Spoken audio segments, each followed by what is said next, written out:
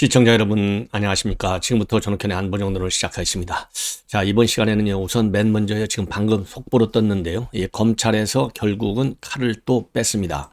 여러분들 알펜시아 입찰이 어디로 됐냐면 KH그룹으로 됐어요. 이 KH그룹은 쌍방울과 함께 이재명 비리 의혹을 지금 받고 있는 그룹이죠. 이 KH그룹에서 알펜시아 입찰을 방해했다. 그래서 KH그룹하고요. 그 다음에 최문순, 강원지사, 이 두 사람에 대해서 압수수색을 지금 진행하고 있다는 뉴스가 막 떴고요.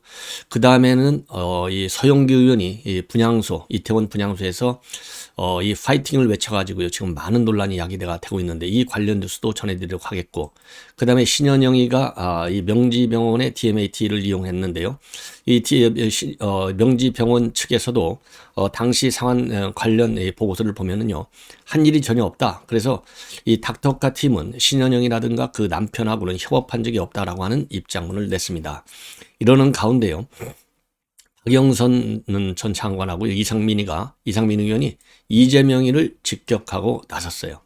자, 그리고 서울시에서는요, 저도 여러분께 몇 번 말씀을 드린 바 있는데, 이 촛불연대, 그러니까 촛불 중고생 시민연대, 요즘 윤석열 퇴진운동을 벌이고 있잖아요.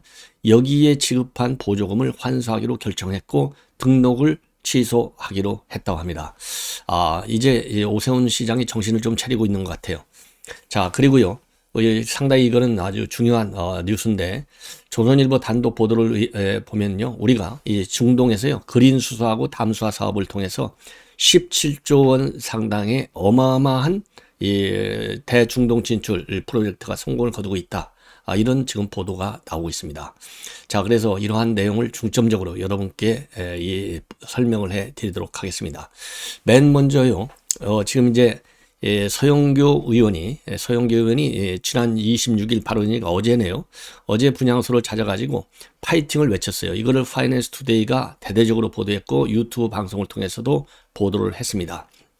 자, 그래서 이 분향소에서 어떻게 파이팅이라는 이거를 외칠 수 있느냐, 이게 이제 논란의 핵심이지 않습니까? 자, 그런데 이와 관련해서 논란이 계속되니까 서영교가 어제 이 방송에 나와서 또 이 본인의 이 SNS를 통해서 해명을 했어요. 이게 자기가 이 분향을 하려고 하는데 누군가가 그렇게 하지 말라. 누군가가 유족과 분양하는 사람들을 갖다가 비난하더라. 그래서 그렇게 하지 말라라고 얘기한 것이고, 우리가 힘내자라고 한 것이다. 예, 어떻게 분향소에서 말하자면 이 파이팅을 외치느냐, 여기에 비판이 나오니까 여기에 대해서 우리가 힘내자고 한 것이다. 이렇게 해명을 하고 있어요. 자, 그런데 이게 과연 우리 국민들한테 먹히겠습니까? 이미요, 민주당과 이 재야, 그러니까 과거의 광우병 사건, 그 다음에 세월호 사태 때 이런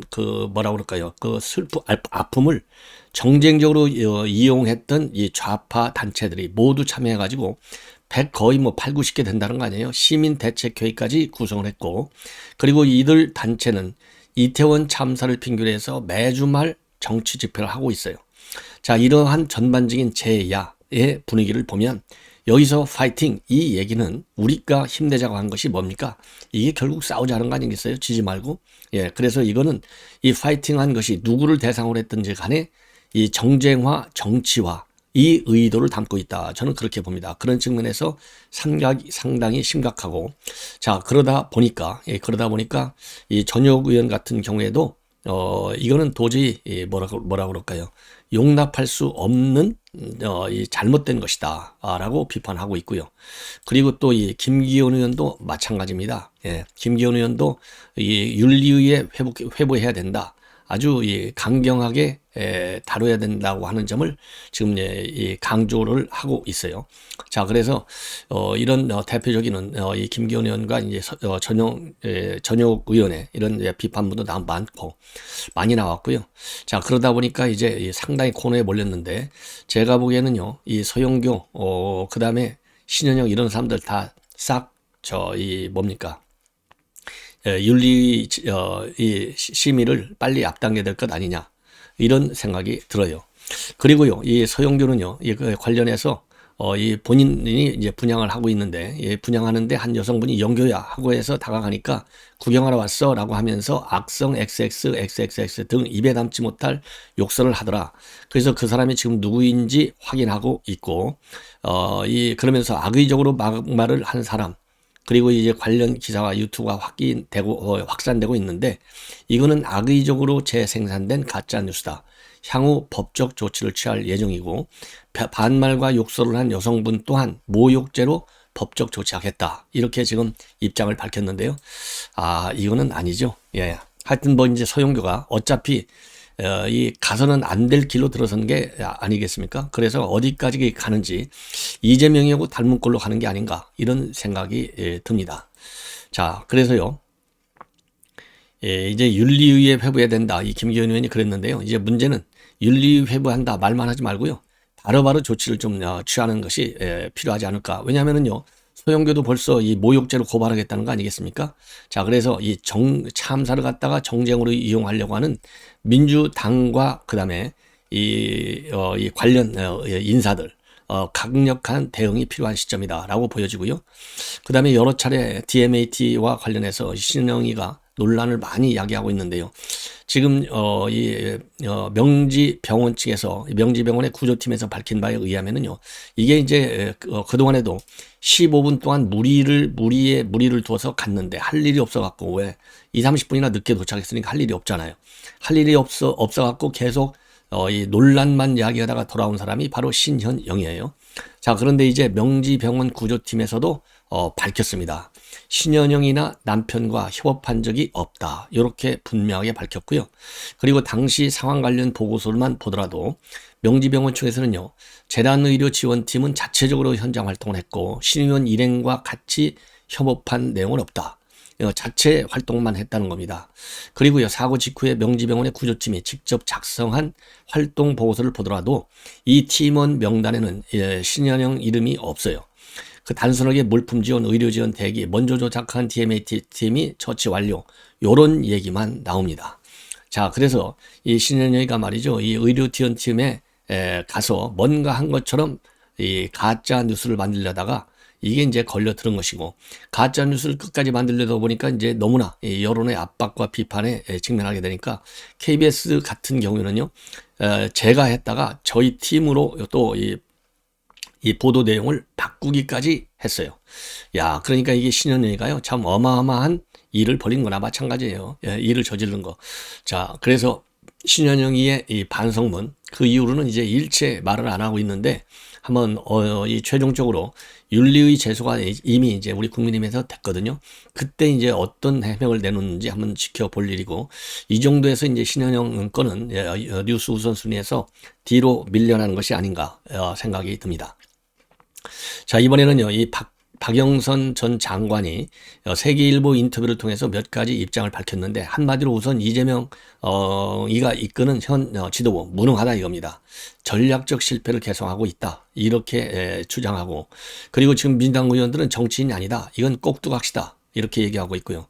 또 하나 중요한 것은 뭡니까? 분당 가능성은 여전하다, 이런 입장을 내놓고 있어요. 자, 그래서 몇 가지 이제 직접 워딩을 여러분께 인용해 드리도록 하겠습니다. 자, 세계일보 인터뷰 내용입니다. 사법 리스크와 민주당의 미래를 별도의 두 트랙으로 움직여야 하는데 지금 전략적으로 실패하고 있다. 이 얘기는 결국 뭡니까? 지금 이재명 비리 때문에 블랙홀처럼 당이 전부가 빠져들고 있는 거. 민생을 전혀 못 챙기는 거. 민생을 챙기면서 미래 비전을 국민에게 보여줘야 되는데 그런 걸 못하고 있다고 비판하는 내용이에요. 그리고 지난 4개월을 보면 민생과 경제 규모는 많았는데 디테일이 없더라. 그나마 있는 디테일도 다 과거에 했던 것들의 반복이다. 그리고 검찰 소환 문제와 관련해서는요, 이거는 출두하고 안 하고의 문제가 아니라 무엇이 정치 보복이고 어떤 게 정치 검찰의 행패인지 정확히 설명해서 국민의 호응을 이끌어내는 데 집중해야 한다. 자, 그래서요, 이 기본적으로 출두를 거부하고 있는 이재명이를 비판하는 그런 내용이고요. 그리고 분당 문제에 관련해서는 분당을 거론한 건 이대로 멈춰 있으면 당이 살아날 수 없다는 경고다. 그러면서요, 권력에 따라 줄 세우기 하는 행태를 변화시키지 않으면 분당 가능성은 여전히 존재한다. 그리고요. 지금 현재 이재명과 그리고 이재명 지도부를 지금 민주당 의원들이 제대로 쓴소리 못 하잖아요. 총선 공천 때문에. 그래서는 정치인이 아니라 꼭두각시일 뿐이다. 요렇게 비판하고 있어요. 그리고요. 그리고 지금 이제 이 박영선 전 장관이 하버드대 케네디 스쿨로 연수를 가는 모양이에요. 다음 달에 가는 걸로 돼 있는데요. 뭐라고 언급하고 있느냐? 정치인은 성찰의 시간을 통해서 메시지와 계획을 축적하는 것이 중요한데 제가 지금 축적의 시간을 보낸 중이라고 생각한다. 그러면서요. 블록체인 기술을 이용해서 탈중앙화된 100% 국민 공청제를 실현하는 이러한 새로운 형태의 정당을 우리 정치에 도입할 방안을 모색하고 싶다. 이런 얘기를 했는데요. 이 박영선 전 장관은 본래도 이 디지털 정당에 대해서 강한 소신을 갖고 있어 왔어요. 자, 그렇기 때문에 이제 블록체인 기술을 이용해서 디지털 정당으로 이제 민주당을 좀 바꿔보겠다. 그러면서 공천의 틀도 이제 전면 이 개편하겠다. 이런 의지를 내보이는 것 같은데 글쎄요. 이 박영선이가 과연 박영선 전 장관이 어느 정도나 이 본인의 야심을 옮길 수 있는 정치적인 입지를 다시 회복하게 될지 한번 지켜볼 필요가 있지 않나 이렇게 생각이 들어요. 자, 이번에는 말이죠. 이상민 의원도 마찬가지로 지금 이재명을 비판하고 있고요. 자, 이번에는 어젯밤에 KBS 주진우 라이브에 나가가지고 이낙연을 비판하고 있습니다. 지금 국내가 이렇게 어수선한데 미국에서 이렇고 저렇고 하는 거 이거는 비겁하다. 할 말 있으면 들어와서 당당하게 하라. 요런 입장을 내놨어요. 그러면서 지금 대한민국은 방향을 잃고 있고 경제와 안보의 복합 위기가 몰려오고 있는데 과연 어떤 고민을 이낙연 전 대표가 하고 있는지 보이지 않는다. 지금 이낙연 대표가 미국에 가 있을 상황이냐? 아주 옳은 얘기를 하고 있죠. 한국 사정이 상당히 복잡하고 윤석열 정권의 무도한 포압적 행태가 벌어지고 있는 현장에 있어야 된다. 그냥 그 몇 줄 쓰는 것으로 역할을 다했다고 생각하는 것은 수긍할 수가 없다. 현장이 아니라 밖에서 빙빙 돌면서 기회를 보고 있는 것은 별로 당당해 보이지도 않고 자신이 좀 역할을 좀 해야 될 것 아니냐. 그러면서요. 민주당 주변에서 이낙연이가 빨리 들어와야 된다. 이런 얘기는 아직은 별로 없다고 밝히고 있어요. 그리고요. 이재명의 검찰 소환과 관련해서는요. 이재명이는 당당하고 적극적으로 자신의 변호와 방어에 나서야 되고 조사에 적극적으로 참여해서 검찰의 공격적 수사에 대해서는 적극적 방어로 대응을 해야 된다. 그래서 피하지 말고 소환 조사를 받아라. 그리고 당대표가 수사받고 재판하는 것은 당에 끼치는 모양이 아주 안 좋은데 사법적 의혹에 대한 대응은 철저히 개인적으로 대응하고 당으로 번지는 것은 막아야 된다. 다만요. 이재명이가 지금 당 대표로서 물러나라. 이런 것은 잘못됐다라고 하고 있어요. 그러니까 조사를 받는 거하고 당대표 물러나는 것은 별개의 문제로 다뤄야 된다. 이런 주장을 하고 있습니다. 이게 조금 특이해요. 자, 이번에는요, 이 서울시 오세훈 시장이 오래간만에 좀 좋은 일을, 좋은 일이라기보다도 제대로 일을 한 거죠. 자, 이번에 한 달 전부터 촛불 중고생 시민연대가 발족이 돼서요. 매주 말마다 집회를 하고 윤석열 퇴진 집회를 하고 있고요. 그리고 최근 들어서는 조선노동당 8차 대회 이해 높이기 이런 친북 성향의 이 강연까지 한 사실이 드러나가지고 또 이 강연자 중에는 국보법 위반자까지도 있어요. 그래서 이것이 서울시에 등록된 단체가 맞냐? 그리고 서울시에서 보조금을 주는 게 맞냐? 이런 논란이 있어 왔습니다. 작년에만 서울시에서 준 보조금은 5,500만 원에 되는데요. 이 5,500만 원을 가지고 이제 친북 행사를 한 거예요. 자, 그래서 이 문제를 이제 뒤늦게 언론 보도를 통해서 이제 이게 보도가 되고 논란이 많아졌는데 지금 조선일보에서 단독 보도를 하고 있는 내용을 보면은요. 지난 23일 날 촛불연대 측에 등록 취소 통지서를 보냈다고 밝히고요. 지원한 보조금 5,500만 원 가운데 이미 부당 집행으로 지금 드러난 1,600만 원을 우선 환수하고요. 나머지에 대해서도 이제 조사를 진행해가지고 부적절한 집행이다 하면 전부 환수할 예정이라고 밝히고 있습니다. 그리고 촛불연대가 작년 3월에 비영리 민간단체로 등록을 했는데 현재까지 보면요. 특정 정당이나 후보를 지지하거나 반대하는 것을 주 목적으로 해서 활동하고 있기 때문에 이것은 비영리 민간단체 지원법을 위반한 것이다. 이렇게 지금 문제를 삼고 있습니다. 구체적으로요. 이 촛불연대가 특정한 교육감 후보 그리고 정당과 정책 협약을 체결했고 윤 정권의 퇴진을 주장하는 촛불 집회를 개최한 점, 이런 점들이 이 비영리 단체로서의 등록 목적과 상치된다는 것이죠. 그리고요, 촛불연대가 시 보조금을 갖다가 부적절하게 쓴 사실도 확인했기 때문에 확인된 1,600만 원은 일단 환수를 하고, 그리고 지금 이제 이건 일개 사업에 대한 조사 결과가 먼저 나온 거고요. 다른 사업에 대한 조사도 진행을 해서 추가적으로 3천 잔여금 600만 원의 이 환수 여부에 대해서는 별도로 심사를 진행 중에 있다, 이렇게 밝히고 있고요. 자, 그러면 뭐가 문제가 됐느냐? 조사를 해보니까요, 실제 자기네들이 했다라고 하는 내용하고 제출한 증빙 서류가 일치하지 않는 경우도 많고, 또 이 허위 또는 중복 기재도 많았다고 합니다. 예. 자, 그래서 예를 들자면요, 구체적으로 기자단 600명을 모집하기 위한 홍보비와 그리고 이제 기자단에게 줄 물품 제작비로 얼마를 산정해 놨느냐, 1,440만 원을 산정해 놓고 썼다고 주장하고 있는데요. 이거를 확인할 만한 소명 자료가 전혀 없다는 겁니다. 그리고 또 단체 상임 대표에게요, 세 차례에 걸쳐서 160만 원의 감사료를 지급한 사실도 적발이 됐다고 그래요. 그래서 전부 다 이거 환수 조치하겠다, 이런 입장으로 되어 있습니다. 그리고요, 이 정부가, 그러니까 이제 주로 이제 환경부하고요, 이 산업부에서 성과를 올렸어요. 중동 특히 오만, 그리고 사우디, 그리고 아랍에미레이트에서 어떤 사업으로? 그린 수소 사업하고 해수 담수화 사업입니다. 이 사업을 통해서 총 17조 원의 이 수주 활동을 벌였다. 그래서 이제 구체적으로 말이죠, MOU까지 지금 체결되는 그런 과정에 있다라고 조선일보가 단독 보도하고 있는데요. 우선요, 이 그린 수소 사업은 오만하고 지금 협력 관계가 거의 마무리 단계, 계약 체결 직전까지 가 있는 것 같고요. 자, 그래서 이제 내년 상반기에 이 MOU는 체결할 예정으로 있다고 합니다. 그리고요, 이 사우디하고도 이제 비슷한데, 사우디하고도 이제 그린 수소 이 시설 공사를 추진하고 있고, 그리고요, 이 녹색 이 해수 담수화 사업, 이 해수 담수화 사업이요, 일명 중동 녹색 산업 진출 프로젝트라고 하는데요. 해수 담수화 사업도 상당한 이 호반응을 얻고 있는데, 어디에서 호반응을 얻고 있느냐? 바로 아랍에미레이트하고요, 사우디에서 지금 이 호반응을 얻고 수주가 거의 마무리 단계로 가고 있다. 자, 그래서 이게 모두 17조에 달한다는 겁니다. 어마어마하잖아요.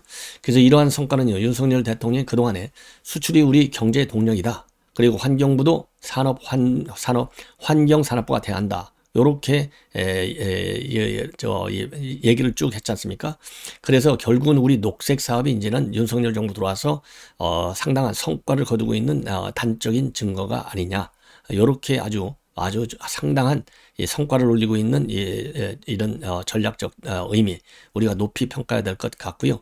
그리고 이렇게 그린 수소, 그 다음에 해수 담수화 사업, 이런 걸 통해서는 이 탄소 제로, 이러한 우리 전 세계적인 일종의 이제 정책 목표죠.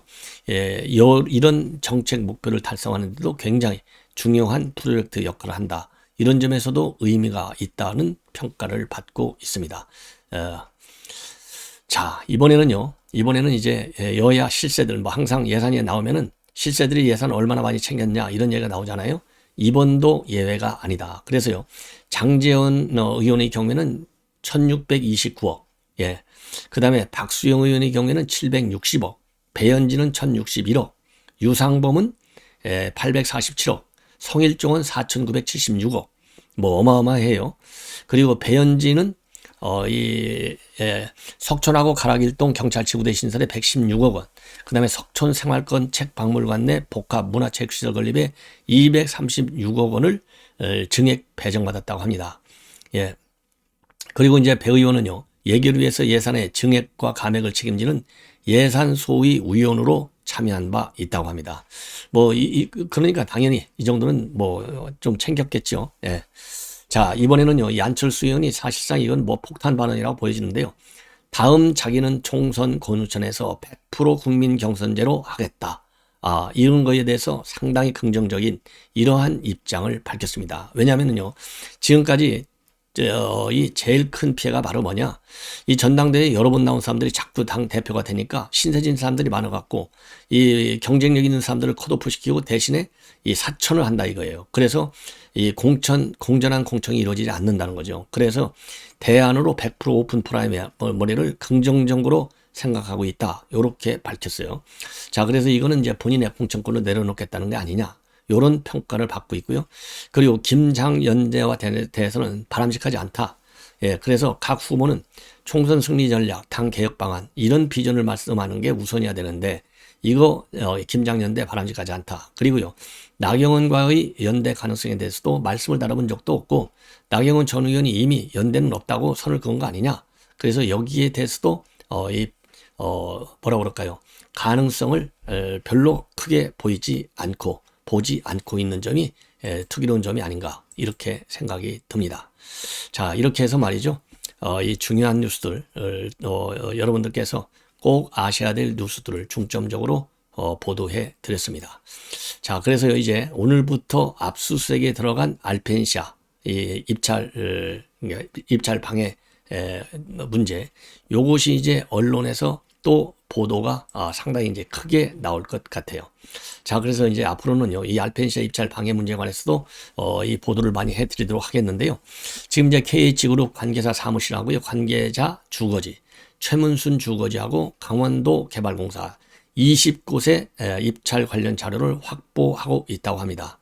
그래서요, 강원도 개발공사는 작년 6월에 경장 입찰을 통해서 KH그룹 산하의 SPC인 KH 강원개발 주식회사에 7,115억 원의 아파트, 이 알펜시아 리조트를 매각을 했어요. 근데 입찰에 참여한 기업은 두 곳 다 KH그룹의 계열사로 드러나서 담합 의혹이 제기된 바 있습니다. 예, 그리고요, 강원평화경제연구소가 작년 7월에 이런 이 담합 의혹을 갖다가 공정거래위원회, 그리고 입찰 방해 혐의는 강원도 경찰에 조사를 촉구하는 진정서를 보냈고, 그래서 이게 이제 춘천지검에서 쭉 수사를 해 오다가 KH그룹 쌍방울 전부 다 중앙지검에서 수사하지 않습니까? 그러다 보니까 이 서울 본사를 관할하는 중앙지검에서 일괄 이 사건도 다루고 있어요. 그만큼 이 사건의 중요도가 크다는 얘기죠. 자, 그래서 이 압수수색한 이 관련 후속 보도도 계속 여러분들께 전해드리도록 하겠습니다. 시청자 여러분 대단히 고맙습니다.